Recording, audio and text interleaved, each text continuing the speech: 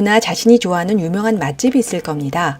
입맛이 없을 때나 우울할 때 이런 곳을 찾아가면 정말이지 없던 입맛이 확 살아나기도 하고 기분 전환이 되기도 하는데요. 물론 가끔이긴 하지만 맛이 변해버린 곳도 있죠. 애써 찾아갔는데 그러면 참 화가 납니다. 그래서 오늘은 오래된 맛집의 맛이 변하는 3가지 주요한 이유를 알아보겠습니다.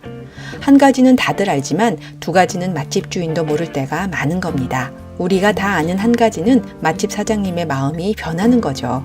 음식 맛보다 돈 맛을 중시하는 건데 이건 다 아실 테니 넘어가기로 하겠습니다. 2번째가 바로 맛집 사장님도 모를 수 있는 건데요. 허름한 식당이 돈을 벌어서 건물을 지으면 망한다는 말이 나오는 이유이기도 합니다. 앞에서 말한 것처럼 주인이 돈을 더 중시해서 그럴 수도 있지만 다른 이유가 있을 수도 있죠. 예를 하나 들어볼까요? 간의 수공업처럼 시작한 소세지가 맛이 좋아 날로 성장하는 곳이 있었습니다. 주문량이 늘어나자 좁고 낡은 곳을 떠나 넓고 새로운 곳으로 옮기기로 했죠. 설비도 최신식으로 다 바꿨습니다. 그런데 이상하게도 예전에 그 맛이 나질 않는 겁니다. 온갖 정성을 들였는데도 마찬가지여서 1년 동안 정밀 조사를 한 끝에 겨우 그 이유를 알아낼 수 있었죠. 사장도 몰랐던 요인이 있었습니다. 이전에 허름한 곳은 좁고 낡아서 냉동고에서 꺼낸 주요 재료를 훈제하기까지 길게는 30분이나 걸렸습니다.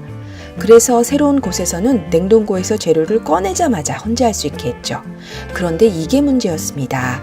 알고 보니 이전에는 재료를 옮기는 동안 적당히 녹은 상태가 됐고 이를 기반으로 훈제를 했는데 이걸 모르고 새로운 곳에서는 곧바로 훈제를 했으니 예전의 맛이 날 리가 없죠. 이런 일은 건물을 신축하거나 개축하는 맛집에서 흔히 일어나는데 자신들도 모르는 이전 환경에 최적화된 맛의 비결을 잃어버리기 때문입니다. 조리 과정 자체가 맛을 내는 요인일 수 있는 겁니다. 3번째는 음식을 만드는 사람이 바뀌면 맛이 바뀔 수 있는데 레시피나 조리 방식이 바뀌어서 그런 게 아닐 수도 있습니다. 미국 노스캐롤라이나 주립대 롭던 교수는 한국 음식을 좋아하는데 어느 날 2명의 한국인과 식사를 하다 재미있는 아이디어를 생각해냅니다. 그가 만난 2명의 한국인은 미국에서 유명한 락그룹 에이빗 브라더스의 멤버인 첼리스트 조건과 그의 어머니였어요. 이들과 한국 음식의 독특한 특징인 손맛 이야기를 하다 연구 아이디어를 얻은 거죠. 그는 14개국 15명의 제빵사들에게 밀가루와 효모 같은 재료를 똑같이 나눠준 다음 빵을 만들게 했습니다. 같은 재료로 만들었으니 빵 맛이 다들 비슷비슷했겠죠? 그런데 아니었습니다. 맛이 다 달랐어요. 같은 재료, 같은 효모를 썼는데 왜 그랬을까요? 다른 맛을 만들어낸 주인공이 있었습니다. 우리 몸에는 우리 눈에 보이지도 않는 수많은 미생물들이 살고 손에도 마찬가지인데요. 제빵사들의 손에는 각기 다른 발효 관련 미생물들이 살고 있었고 이런 미생물들이 빵에도 들어가 맛에 영향을 미치고 있었습니다. 예를 들어 호주 제빵사가 만든 빵은 다른 빵에 없는 맛이 났는데 그의 손과 빵에는 다른 제빵사의 손과 빵에는 없는 미생물들이 있었던 겁니다.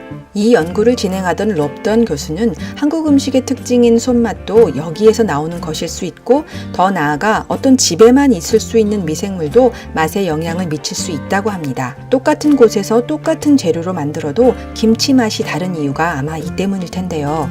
실제로 오래된 조리 공간을 바꾸거나 맛을 내던 할머니가 돌아가시면 맛이 변하는 일이 상당히 많죠. 할머니의 아들이나 딸, 며느리가 만들고 레시피를 똑같이 하는데도 말이죠. 몇 대째 같은 맛을 유지하는 게 쉬운 일이 아닌 게 손맛이 입맛을 만들기 때문입니다. 요즘엔 다들 고무장갑을 끼고 조리를 하니 손맛의 차이가 상당히 줄 수 있지만 재료를 다듬는 과정에서 충분히 영향을 끼칠 수 있습니다. 우리 눈에는 보이지도 않는 미생물이 맛을 변하게 하다니 놀랍죠?